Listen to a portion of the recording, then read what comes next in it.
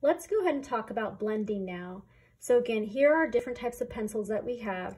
I also want to mention that you could get a woodless pencil, and this will allow it to just go and glide onto the paper a little bit faster if you have a larger area, so you don't have to use the sharpness of the top of a pencil.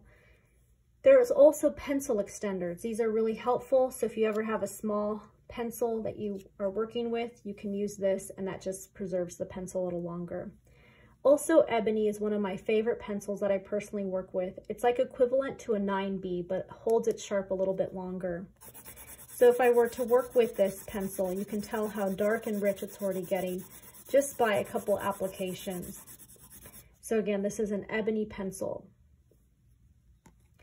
We have different sizes. Again, as we already mentioned, we have the H's and the B's. Okay, let's go ahead and talk about blending. We're going to go ahead and use this woodless pencil right now, and I'm just going to cover the surface of this paper.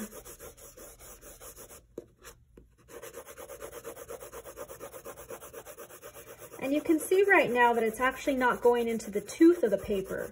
The tooth of the paper are the valleys and the hills. That's the texture. There's cold press and hot press. Cold press is where you have the tooth. So example, this is cold press. I'll write down cold here. Hot press would be more of the kind of computer paper that's super smooth and can allow the medium to glide very easily on the paper. If one does not like the tooth of the paper, there are some options you can do. You can just continue to add the medium by pressing a little bit more firm and using more of the side or the tip of the pencil or medium.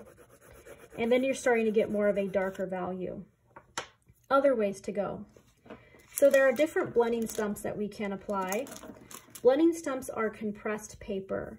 You can sharpen these with an X-Acto knife. You can also use a little palette here that's actually sandpaper and just glide it over, and that can erase it too, or at least make it a little bit more newer and clean. So here's a blending stump.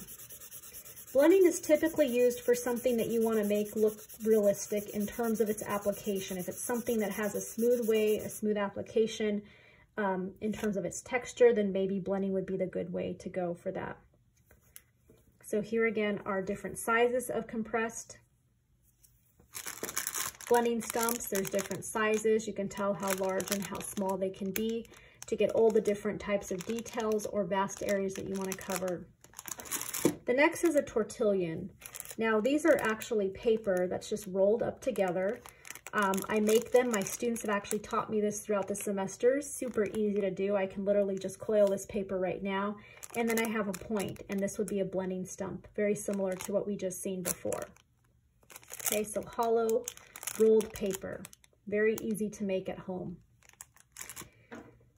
Then we have Q-tips. Q-tips are always a great way to go.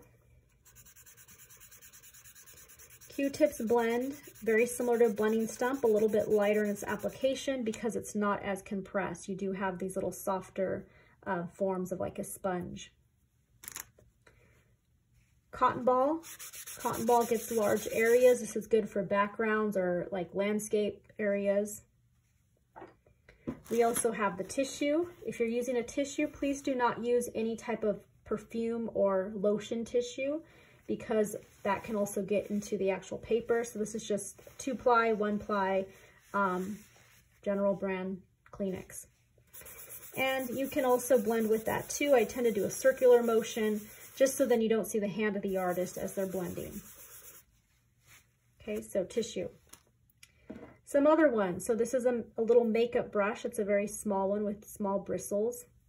This can also blend and kind of push the medium around.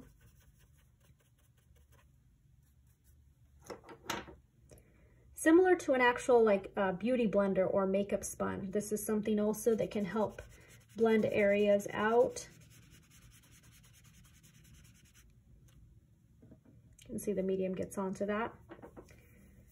Any type of fabrics, if you have cotton or you have Kleenex, I already said Kleenex, but cotton or towel, anything along those lines, that also can blend and mix. So these are all the different blending tools. And what happens when you blend, everything gets softened, right? You also lose the dark, rich values you once had. So say, for example, whatever you're creating, more than likely you have to go back over it and add more medium to it, or texture, or whatever you're trying to achieve in the replication. So it's a back and forth process. Blending is not the final stage. It's just one of the steps in order to get something that's realistic. All right, thank you, everybody.